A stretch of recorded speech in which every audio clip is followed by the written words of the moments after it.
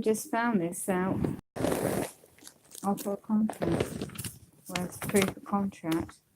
So let's just do this then. Well, I do an offer of a new contract by Department of Works and Pensions Limited. Head office in Clapton House, Titty Street, London.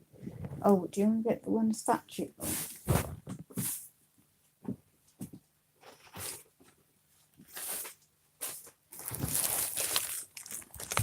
Statutes. Individuals who become members have implied to join without duress and without deception. Members so joined are bound by society's legislated laws. Members by their own free will resign at any time without repercussions. So let's therefore attempt to apply statute to any individual before considering any individual is bound by society's legislated laws. Statute laws must be shown that the society whose legislated laws are being imposed has a distinct name. B. Society has published its common goals. C.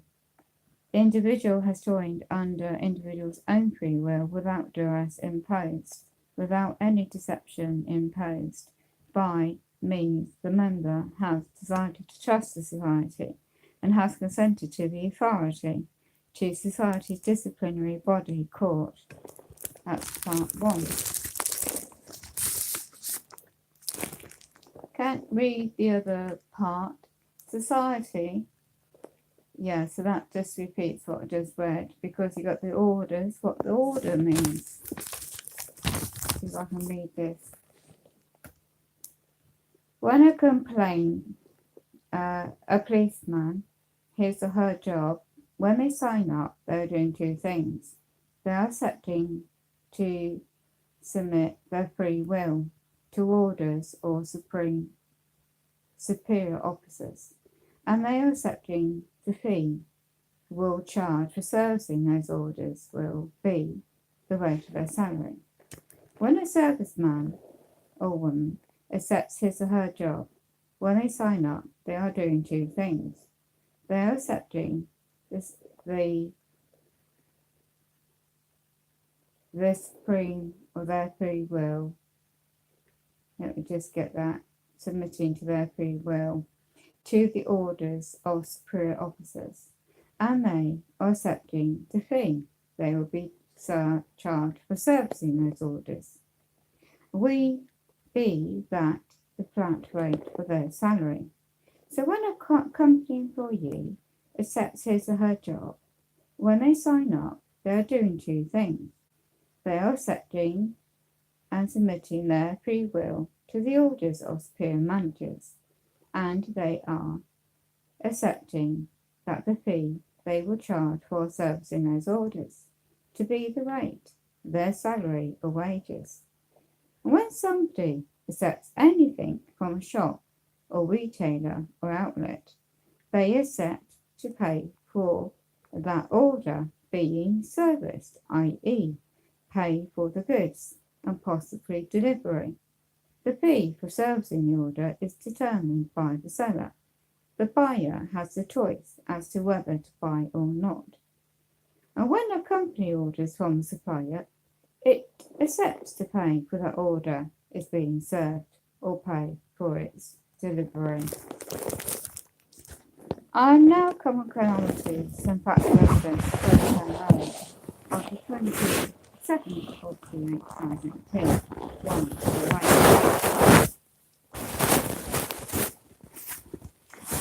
If one conceives this, let's zoom in.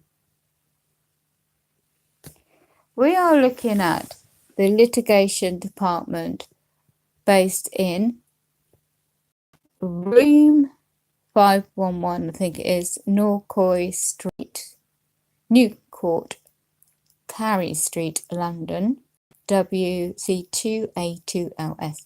Now, this is first-hand knowledge. I found this. Department of Works and Pensions.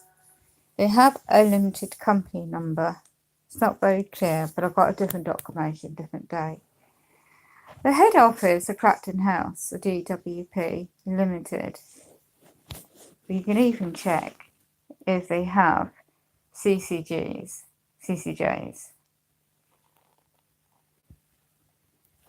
So it's very clear.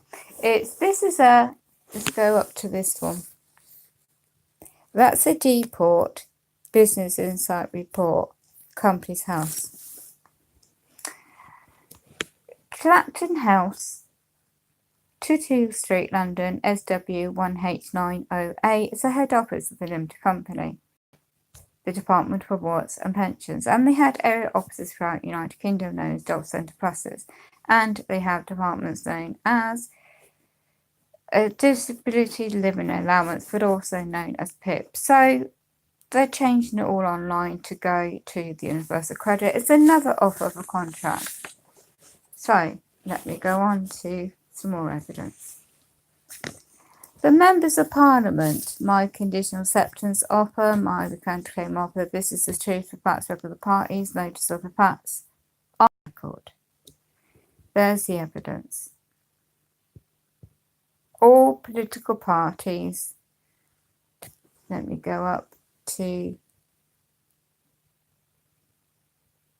Deport Company's House Made Easy. Late John Harris information from years ago. There you have. Can you see the company established, the company house reference number, the location, all political parties. Okay, you can either check if it's got CCJs. So that's that one. What other one? Oh, look, we found the one in my area.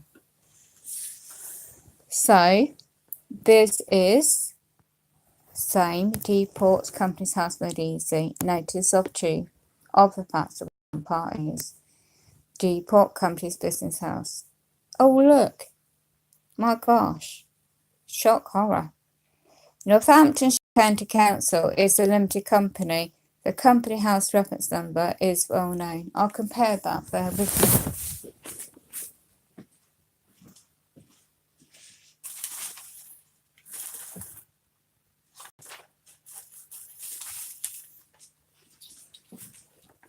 Yeah, thank you for doing that. Right. Is it with that? It's not with that one, is it? Okay, just give you one example then. So, let's repeat that one. All over mainstream media. Cutting public sector services.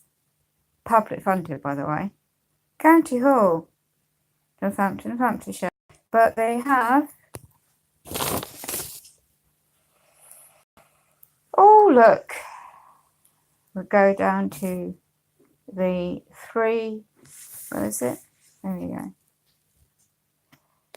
See the activities they do and the 3 numbers there.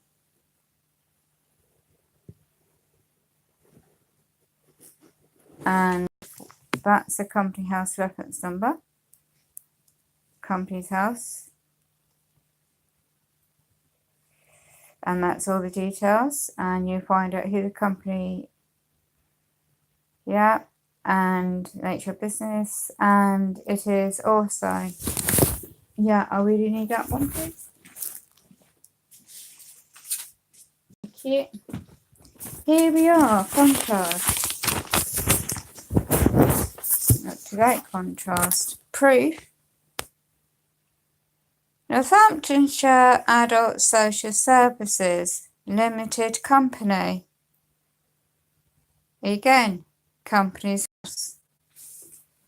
There you go. Where the location is. It's dissolved as a company. Hello, people out there. You're deceiving me. 31st July 2018. Tuesday. Private limited company by guarantee. There's nil and void, and I'm going to go into that in a minute. Nil and void offer of a contract. It ceased on that date. So the new offer being offered since Wednesday, the 1st of August 2018, is by this company.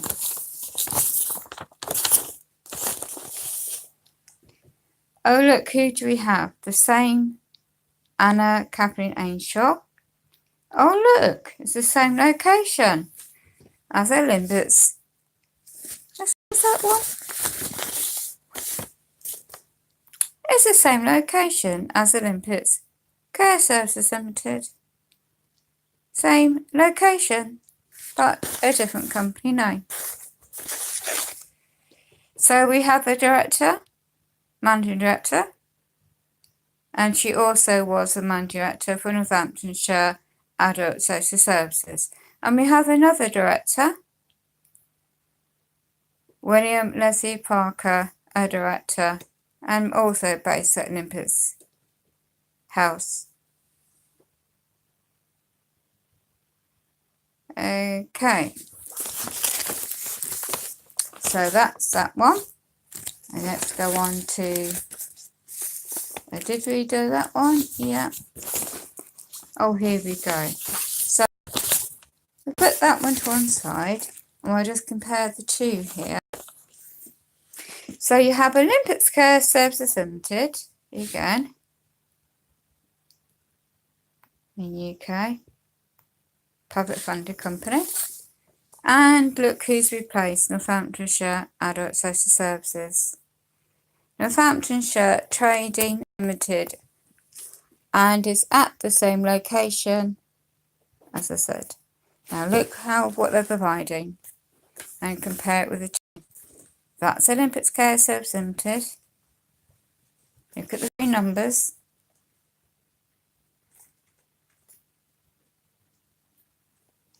And look at the three numbers in this form. And that's Northamptonshire Trading Limited.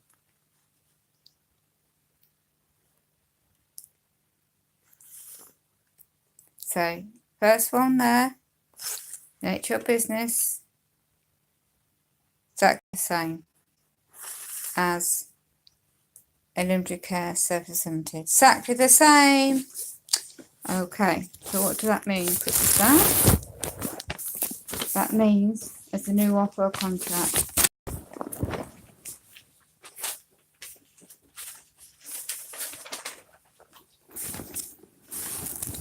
So, thank you. So the assumption of recent offer by this older version is a company, Northamptonshire Council Limited, right? So we got that one done. Okay, how's the commons next?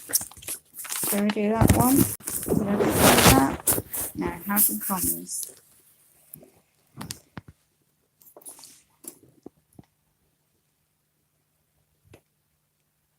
(1908) established House of Commons, Members of Parliament, MPs in London, UK. Facts of the record, first-hand knowledge. And, oh right, Deport Company's House, this is inside report. Okay, evidence of that one. So then the Members of Parliament, the DWP, House of Commons, Northamptonshire County Council. This is a clearer version of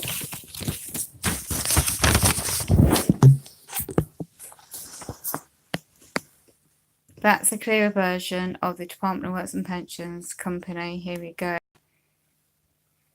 SOL Litigation Room 111 Room 511 New Court 48 Coy Street, London. All public servants, and that's the location. But the head office is also Clapton House, Tootle Street, London, SW1H90A. Public funded company. So basically, in a nutshell, I'm doing this because to offer a contract of PIP, person independence, is in a contract I didn't consent. So these documents of evidence will be going off as proof, first-hand knowledge, that they have deceived me by signing up for a new offer of their benefit. And that will be going off because I'm going to show you something. as non-full disclosure and content of. So I'm going to show you something else of evidence, first-hand knowledge. Okay, this is evidence to who it may concern. Please note, I am the living, and by the red marks on him highlighted. So this went off to the Department of Works and Pensions a while ago now. I just found this. So the DWP, United Kingdom Companies House, let me just hide my information. Right, can't read my writing. UC CO485948. I'll go back to this one. Companies House Depot, Companies House Made Easy. Proof is evidence, corporation. Okay, so this document basically sets out, I am the living, fully aware of all claims made concerning a Crown Corporation unnamed. That's a birth certificate. In fact, an omission of fraud where false impersonation is concerned is a capital crime to do so, but in tort law, it's known as a tort. In so as much as you, the sender, so whoever's sending the mail to the individual, man or woman, has mailed something that is assumed, and assumption here, assumption stroke presumption of the law, that I, the living, am somehow related to the Crown Corporation named registered at birth. And that's reference to a live birth certificate, well, the birth certificate Crown Corporation owned. In fact, it's aid and abetting, and another in fraud, should I accept. All things, terms mailed are in fact contracts, in as much as acceptance and assumed and presumed to UPU/Vatican City postal code, address, mailbox, access in bold, attached to the Crown name. It is not me, my property, therefore is intent to commit and incite slavery upon you, the sender's part of intent to commit fraudulent joinder, as such and for which you are liable in your current slave status. This is by a website known as Lose the Name. If you'd like to go and check it out, or Google it, Lose the Name or Name Fraud, and you'll find this document. So I would advise study the words and do what you'd like within the information. This is factual and lawful. You, the sender, are in fact aiding fraud by virtue of a name, a title, office you are impersonating, and are engaging in deliberate attempt to aid and abet fraud with unclean hands, where acting in good faith is instinctly removed hereforth, and are criminally liable and guilty of for intent to do so, unknowingly to do so. Furthermore, continuing of your attempts to pursue joinder via deceptive measures, knowingly, unknowingly render proof of intent to do so, whereas the rightful owner of any and all owns of legal names, namely the Crown, Corporation, City of London, State, Bar, and Temple Bar owns all and any liability for any all registered corporations, legal persons, etc. Any furtherance, pursuit of legal joinder, enticement to slave, false impersonation, is henceforth be deemed intent to do so by mail fraud. However, the name you are seeking is the fictional corporation legal identity, property of the Crown Corporation owned. You can't use the birth certificate as a ID. But that's how they do business and commerce, is the use of that Crown Corporation trust account name. And they believe everything in documentation in life is the man or the woman to use that documentation. So to do any business, to access any public goods and services, you're signing their documents. And if you know how to sign the documents, because you're not in a position to be out of the state system, you learn to sign a documentation under duress, or you learn to conditional acceptance of offer of a contract, and you counterclaim, set new terms, counterclaim offer goods and services. Or if you can't do that, you learn how to sign your document in blue ink as a sovereign. So you're stating the fact in blue ink. I wouldn't suggest to do the red thumbprint in ink, because then key men and women don't have a clue about this. In their job title role, can make presumption that you're not psychologically well. Be very careful. But also, if you're sending documents, you're just sending documents as evidence. But do it without any thumbprint seal on. That's what I say. So my mate's going to make some new photocopies for me. And then when you're learning about UCC codes, that is in trust and equity law. Do not use it when you're signing under duress. So how you sign is capital .v, full stop. So capital V, stop, capital C, stop, and then you sign your normal signature in blue ink. Without prejudice. So with regards, without prejudice. And then I would leave out the UCC codes, because that's only when you're in private, in trust law. But when you're seen as public, as an employee of the state, you can by all means send the documents and seek clarification of a contract, but be extremely careful. There's no advice here, just show you the facts, research for yourself. What does it mean at the end here? All attempts and acts of copyright intellectual property, in fact, is a crime. Well, that's in statute law, but in tort law, they use tort. It's a tort of copyright infringement against illegal owners. Again, using legalese wording. So if you don't know what legalese wording is, check out Black's Law Edition 4 to learn some words different between statutory definition of words. But when you do that, I've studied this for years. I can't do as much as I can do, but at least I can actually remind them that I know my information of that. Who I'm dealing with at the moment, anyway. So there's a such assumption that they have authority over me. I need to get that out, because they don't.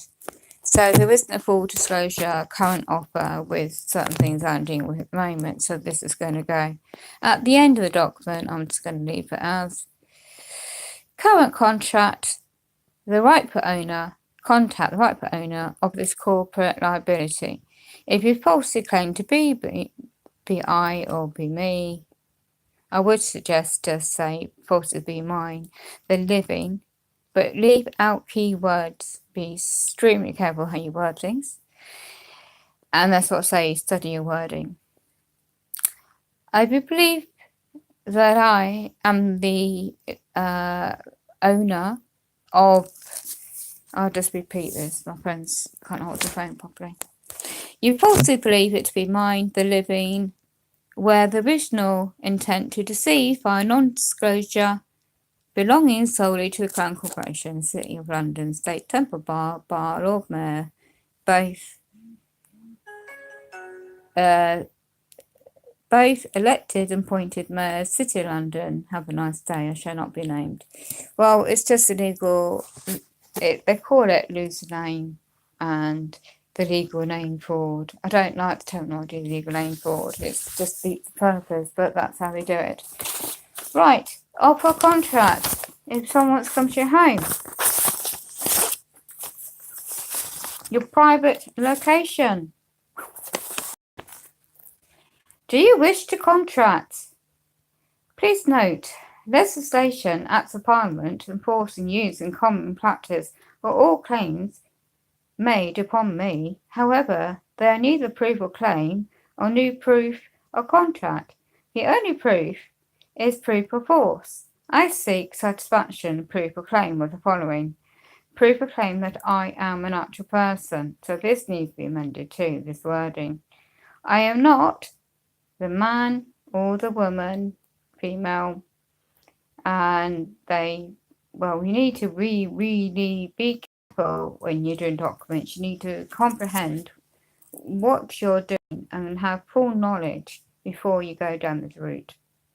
So I'll repeat this paragraph. Proof or claim that I am a person and not a man, created as a man and female by the divinity. Proof or claim that I do not hold dominion over you under common law. Proof or claim that you are the divinity or stand between myself and the divinity.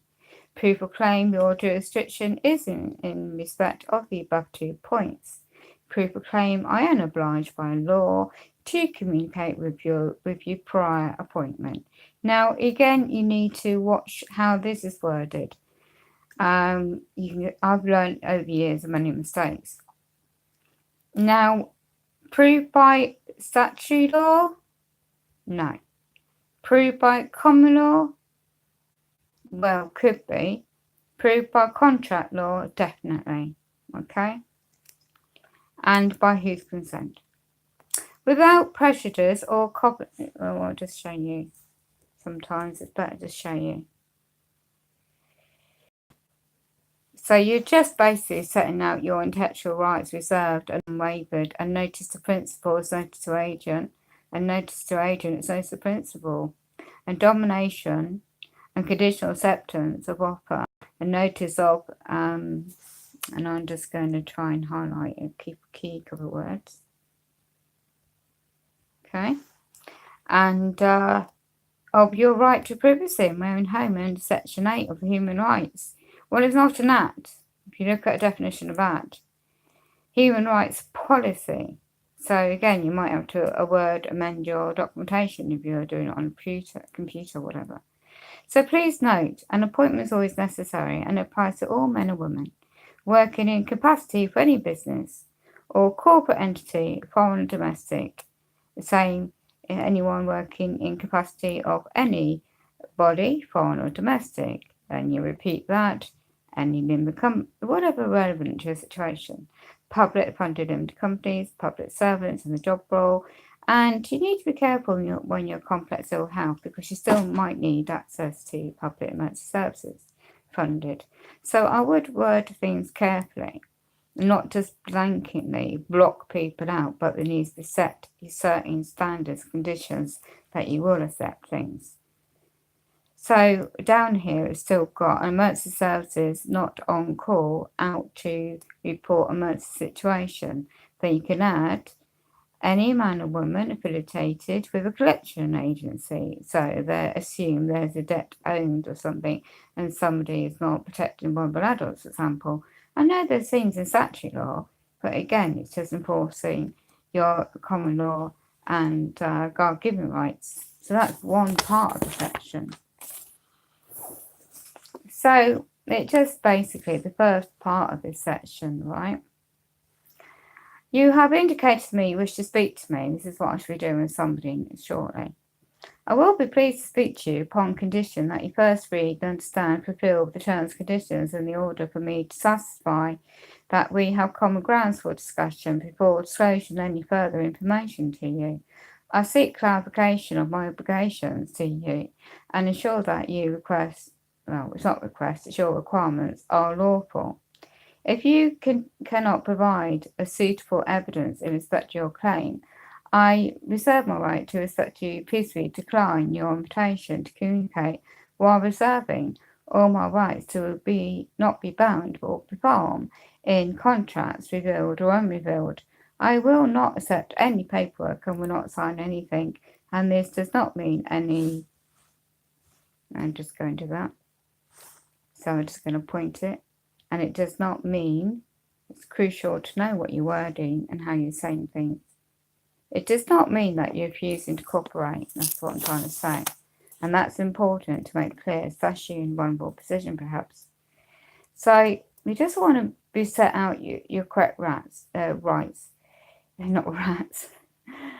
So you want to make sure that terms and conditions are adhered to, and that you're setting out your terms and conditions, and you're not denying offer of goods and services as long as they're full disclosure and in advance, not an email, because that's what they're doing now. They're just trying to email and putting the words Mr., Mrs., or capita, and assuming that the birth certificate name is you're liable for. Well, be very careful when you're dealing in statute law. As I said, it's up to you and your personal situation, what you're going through, and your health. So, if it's your private location, it's very, very important, because I'm not having someone coming in my home saying this, that, and the other when they need to set the terms. This is my terms. This is how I require you to help me. If you can't offer those terms to me, then make disclosure, full disclosure in written format what you are able to offer before you offer an invite to my home. That's what I would say. But depending how you really want to word things, but you need a clear mind and health and a good day to be able to do your document. So again, when you're in an emergency situation, you won't be able to have this. You need to set something like this up front and in stone, so to speak, so it's prepared. So you've got a copy on you, and you can hand it to the individual when you're able to. But in an emergency situation, don't forget, they will use statute law automatically. So this is crucial to get something as soon as you can corrected, the status corrected, and if you offer anything else. But again, don't put your life at risk and don't put your health at risk or loved ones. Just please research things. It's not advice. It's just showing you information you might want to know about.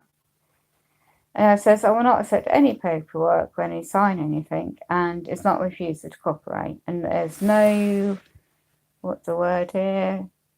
Is that word there, conversion? It's not cooperated, so there's none of that in dishonour. You're not in dishonour. Furthermore, it is my right to record. This is a key bit. They're recording us, and all their public buildings got CCTV, and they're trying to deny people to record their meetings. Well, in your own home, you've got every damn right. So, furthermore, it's my right to record any conversations for the purpose of crime prevention. Right? But remember that word, look it up, what it really means in definition of Black's-Law Dictionary. Furthermore, you do not have to say anything, and it may harm your defence. I find this funny, this bit. And may harm your defence if you do fail to mention now something you later rely on in court. Anything you do say may be given evidence. Do you remember that the peace officers usually say that during their business? Well, be aware how that can be if you don't know how to decline. Do you understand? Means do you stand under their authority? Just be aware how they're linking everything up online to create the joinders. Then it goes on to say, all visitors agree to act in the lawful discretion of the applicants and act peacefully at all times.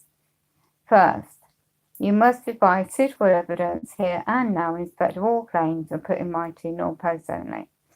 I've got my work cut out on that one. And then, if you don't know about the contracts, you need one. Don't read this because it's been amended a few times. A full disclosure of both parties. Neither party can later claim he should have been known it was not necessarily declared at the time of making the contract. So your intention, your actions, also in contract law can be perceived to be a contract.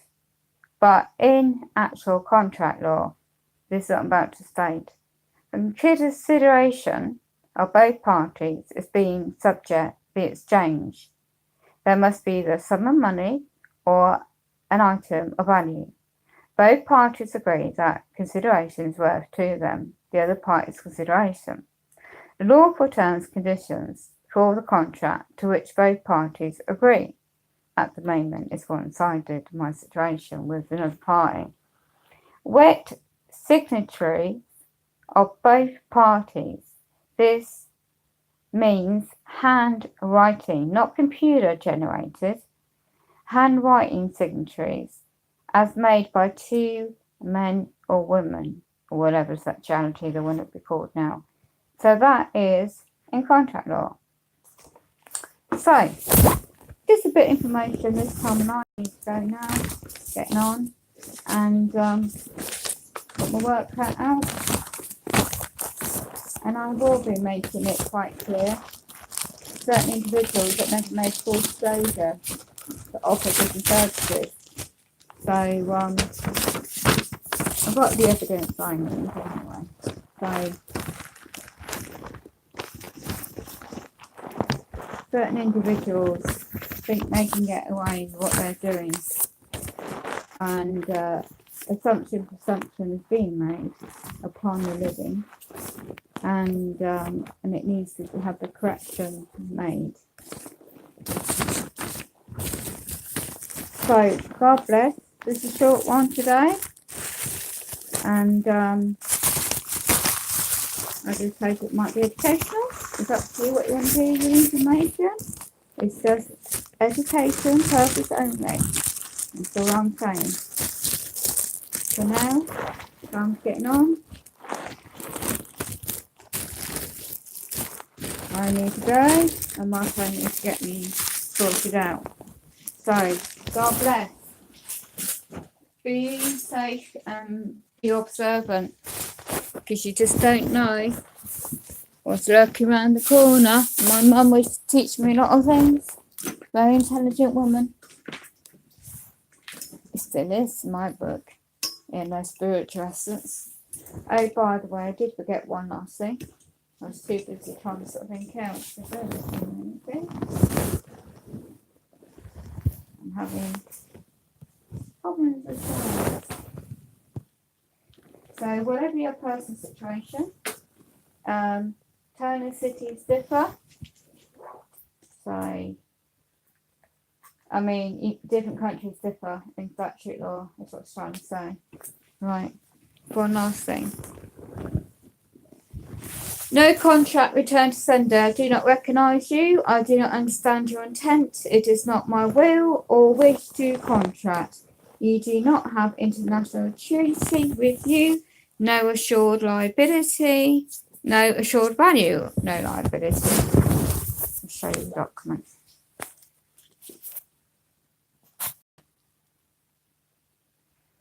If something is very straightforward, don't open the mail. If it's brown envelope, something important, then you consider and then do your documentation, what you might need to do.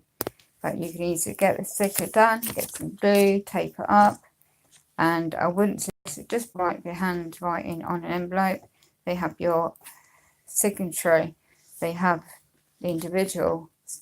You just try and get a print out, get something typed up, and just research out what these words mean. Everything in the post is off a contract, and it's not to you, the man or the living. Look into definition of what it means by receiving royal mail by the Crown to the post box. If it's not to you, then you just return to sender. But when you're doing with the statutory public sector services offers, it's very important to do it extremely careful. I wouldn't recommend just doing one of those on an envelope. But just a bit of research will help you. God bless. Try and help somebody. Maybe.